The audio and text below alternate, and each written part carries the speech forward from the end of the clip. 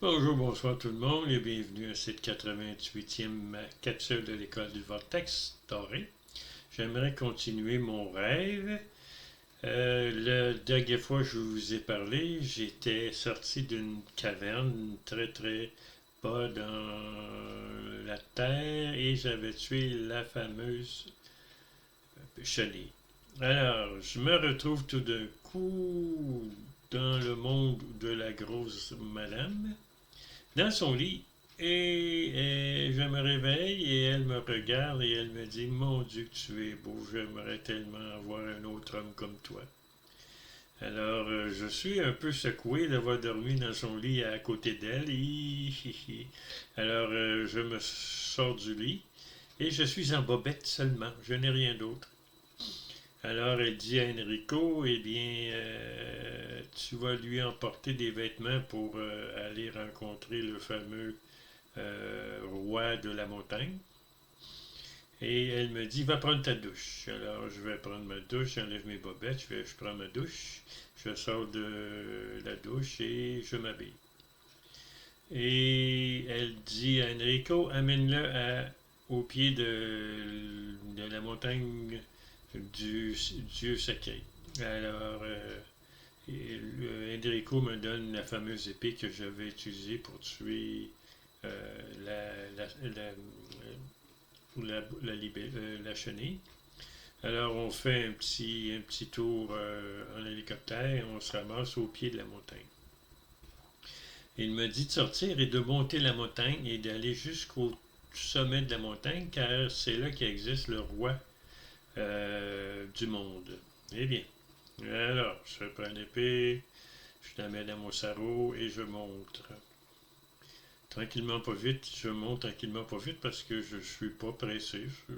Ça me tente pas plus d'aller tuer un homme. Alors je monte, là, je vois des forêts, des arbres, je vois des libellules, je vois des mouches, différents insectes, je vois différents animaux comme des cerfs, des renards, des oiseaux. Je monte, il y a des roches, donc il y a comme des strates, c'est des strates là, donc je monte tranquillement pas vite. J'arrive à un certain niveau où il y a de la neige au sol. C'est comme un peu du sable avec de la neige. Alors j'ai des bonnes bottes, alors je montre la strate où il y a de la neige. Là, il y a beaucoup moins d'animaux, il y a beaucoup moins d'arbres. Et puis je monte, et à un moment donné, la strate de neige arrête et le climat semble plus tempéré. Et il y a comme, arrivé à un certain point, il y a comme un mur blanc qui entoure le dessus de la montagne. Alors, je contourne vers la droite le mur et je longe le mur. Et puis, rendu à un certain endroit, il y a une ouverture. Alors, je rentre par l'ouverture et il y a un immense royaume qui existe avec des chalets, des maisons, c'est de toute beauté. Et je passe par un endroit où il y a des arbres épineux. Il n'y a pas d'arbres comme ça ici. C'est comme des rosiers, mais très hauts, là, qui ont peut-être 6-7 pieds de haut. Et il y a des allées. Alors, je traverse cet endroit-là et les arbres se déplacent pour m'empêcher de continuer mon chemin. C'est un peu bizarre parce que l'arbre ne se déplace pas, mais les branches se déplacent. Mais j'ai un habit qui fait en sorte qu'ils ne peuvent me faire mal, ils ne peuvent me graffiner. Alors je continue mon chemin et j'utilise l'épée pour trancher leurs branches. Alors je monte, je monte. Ensuite, j'arrive comme dans un endroit où il y a beaucoup de robots. Les robots ont de l'air humain. Ils sont placés un en arrière de l'autre. Et puis ils attendent qu'une porte s'ouvre. Et lorsque la porte s'ouvre, les robots rentrent et les robots, mettons, si la porte rentre, s'il y en a 50 qui rentrent dans la porte, mais quand la porte se ferme, il y en a d'autres qui apparaissent un en arrière de l'autre, jusqu'à 50, et ensuite, à 50, la porte s'ouvre, les 50 sortent, et vice-versa. Ça continue, c'est continuel. Alors, je continue mon chemin et j'arrive à un endroit où il y a comme un atelier.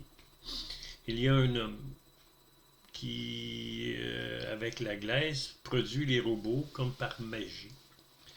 Alors cet homme, lorsqu'il me voit, il me regarde et il me dit: Ah, tu es Daniel Leto, mais que fais-tu ici? Pourquoi es-tu ici? Alors je lui dis que je suis venu ici pour le tuer. Alors il se met à rire d'un grand sourire, d'un grand coup de gorge et il me dit: Voyons, tu peux pas me tuer, ça te prend l'épée pour me tuer. Alors, je sors l'épée de mon enveloppe et je lui montre. J'ai l'épée, je lui dis. Alors, il me dit, ben, je suis rendu à la fin de mon cycle de vie, mais j'ai besoin de quelqu'un pour me remplacer, pour créer des portails organiques et ainsi contrôler l'humanité. Tout ce que tu as fait en tant que général de mon armée a toujours été préparé d'avance et tu n'as pas vraiment fait grand-chose pour tuer les gens, pour conquérir les différents plans. Alors je m'approche de lui, mais il ne réagit pas, il ne fait rien. Alors je prends mon épée et je lui tranche la tête. Alors je prends sa tête, et je le mets dans une enveloppe. Et je descends la montagne pour rencontrer Enrique qui me ramène chez la dame. Alors, je vais continuer mon épisode la prochaine fois. Je vous souhaite une belle journée ou une belle soirée.